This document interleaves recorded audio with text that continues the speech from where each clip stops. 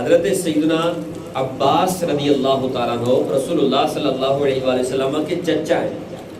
فرمایا چچا 10 کام وہ ہیں کہ جن کے کرنے سے اللہ تعالیٰ گناہوں کو بخش دیتا ہے. سبحان اللہ. اور پھر رسول اللہ صلی اللہ علیہ وآلہ وسلم نے صلاۃ و تسبیح کی تعلیم ارشاد فرمائی. اور پھر آپ نے فرمایا کہ اے چچا اگر ہو سکے تو اس نماز کو روز ہی پڑھا کرو. اتنی بابرکت یہ نماز ہے, اگر ہو سکے تو روز ہی پڑھو. پھر فرمایا کہ اگر روز نہ پڑھ سکو تو جمعے کے جمعے پڑھو, نہیں ہفتے میں 1 مرتبہ پڑھو. اگر یہ بھی نہ کر سکو تو مہینے میں 1 مرتبہ پڑھو. اگر یہ بھی نہ کر سکو تو سال میں 1 مرتبہ پڑھو. اور اگر ایسا بھی نہ ہو سکے تو یہ اتنی عظمت والی نماز ہے کہ ساری زندگی میں 1 مرتبہ ضرور پڑھو. سبحان اللہ. کس طرح حضور نے ترتیب کے ساتھ اس کا بیان فرمایا کہ یہ بڑی برکتوں والی ہے. بار بار حضور اس کے بارے میں بیان فرما رہے ہیں. اس کا طریقہ سماعت کر لیجئے. بعض دوست ویسے تو بتایا جاتا ہے, لیکن بعض ایسے بھی ہوتے ہیں جو چلے جاتے ہیں, وہ تنہائی میں پڑھنا پسند کرتے ہیں یا گھروں میں پڑھتے ہیں. جماعت تو اس کے لیے شرط نہیں ہے, الگ سے پڑھیں کوئی مسئلہ نہیں ہے, گھروں میں پڑھیں پھر بھی ٹھیک ہے, مسجد میں پڑھیں کوئی حرج نہیں ہے. جہاں پر بھی آپ پڑھ سکتے ہیں, تنہائی میں بھی پڑھ سکتے ہیں, جماعت کے ساتھ بھی پڑھ سکتے ہیں.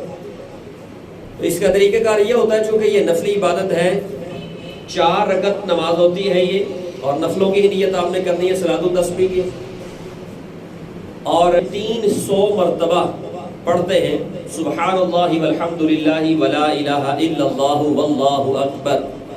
ہر رکعت میں 75 مرتبہ پڑھتے ہیں. طریقہ کار یہ ہوتا ہے, سب سے پہلے تکبیر تحریمہ کہہ کے ناف کے نیچے ہاتھ باندھ لیے جاتے ہیں. اس کے بعد پھر ثنا پڑھی جاتی ہے, اور پھر 15 مرتبہ یہ تسبیح جو میں نے ابھی پڑھی 15 مرتبہ یہ تسبیح پڑھتے ہیں. اس کے بعد پھر قرات کرتے ہیں, یعنی سورۃ فاتحہ پڑھتے ہیں اور ایک سورت کوئی بھی ملا سکتے ہیں ساتھ میں. اس کے بعد پھر 10 مرتبہ یہی تسبیح پڑھتے ہیں. اس کے بعد پھر رکوع کرتے ہیں. رکوع میں سبحان ربی العظیم کم از کم 3 مرتبہ پڑھ لیں, زیادہ بھی پڑھ سکتے ہیں, کوئی حرج نہیں. رکوع کی تسبیح کے بعد پھر 10 مرتبہ یہی تسبیح پڑھتے ہیں سبحان اللہ والحمد للہ ولا الہ الا اللہ واللہ اکبر. پھر رکوع سے کھڑے ہوتے ہیں, سمع اللہ لمن حمدہ ربنا لک الحمد یا ربنا ولک الحمد یا اللہم ربنا ولک الحمد, کچھ بھی پڑھ سکتے ہیں. اس کے بعد پھر 10 مرتبہ یہی تسبیح پڑھتے ہیں. اس کے بعد پھر سجدے میں جاتے ہیں. دونوں سجدوں میں سجدے کی تسبیحات سبحان ربی الاعلی کم از کم 3 مرتبہ پڑھنے کے بعد 10 مرتبہ یہی تسبیح پڑھتے ہیں دونوں سجدوں میں اسی طرح. اور دونوں سجدوں کے درمیان جو بیٹھتے ہیں اس میں بھی 10 مرتبہ یہ تسبیح پڑھتے ہیں.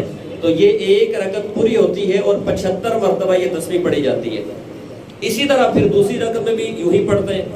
پھر تشہد کرتے ہیں قعدہ. قعدے میں یہ تسبیح نہیں پڑھتے, اس میں صرف اتحیات پڑھیں گے آخر تک. تو اس کے بعد پھر کھڑے ہو جائیں گے, پھر دوبارہ ثنا پڑھیں گے, اور اسی طرح جس طرح پہلی 2 رکعتیں پڑھی ہیں اسی طرح یہ 2 رکعتیں بھی اسی طرح پڑھیں گے.